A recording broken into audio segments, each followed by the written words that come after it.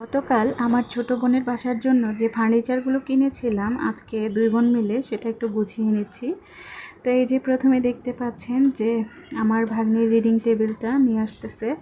তো আমার বোনের যেহেতু লিভিং আর ডাইনিং স্পেস একসাথে, আর সোফাটার জন্য কিছুতেই রিডিং টেবিলটা ঢোকানো যাচ্ছিল না, তো সোফাটা একটু সরাতে হয়েছে। তারপরে রিডিং টেবিলটাই যে আমার ছেলে আর আমার বোনের হাজব্যান্ড নিয়ে আসতেছে। তো নতুন একটা জিনিস পেলে কিন্তু বাচ্চারা অনেক খুশি হয়। আমার ভাগ্নি আমার মেয়ে অলরেডি তারা নতুন টেবিলে বসে ড্রয়িং শুরু করে দিয়েছে। তো দুজনের তো জায়গা হয় না, একজন নিচে বসে বসে ড্রয়িং করতেছে আর একজন টেবিলে বসে ড্রয়িং করতেছে।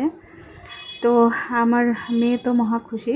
তো ভাবছি বাসায় গিয়ে ওকেও একটা রিডিং টেবিল কিনে দিব। আসলে নতুন জিনিস পেলে কিন্তু বাচ্চারা অনেক খুশি হয়, আর নতুন একটা পড়ার টেবিল থাকলে কিন্তু পড়ায় আগ্রহটা অনেক বেশি বেড়ে যায়। তো এরপরে এই যে দেখতে পাচ্ছেন এখানে যে ওভেন র্যাকটা রেখেছি, আসলে অন্য কোনো রুমে সেভাবে স্পেস বের করতে পারিনি বা ভালোও লাগছিল না। তো শেষ পর্যন্ত এই ডাইনিংয়ের এরিয়াটাতেই রাখতে হলো, আর সে কারণে কিন্তু ফ্রিজটা একটু সরাতে হয়েছে, আর কিচেনে যাওয়ার রাস্তাটা একটু সরু হয়ে গিয়েছে।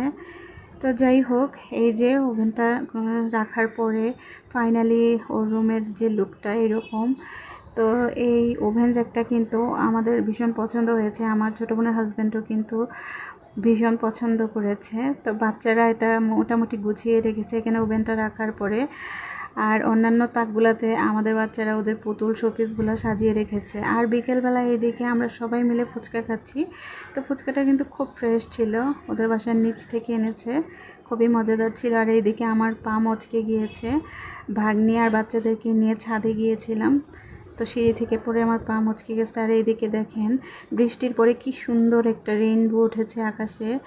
আমার বোনের বারান্দা থেকে তো খুব সুন্দরভাবে দেখা যায়, তাই একটু ভিডিও করে নিলাম। তো এরপরে বাচ্চাদের জন্য আমার ছোটো বোন বললো যে রাতে ওরা কী খাবে।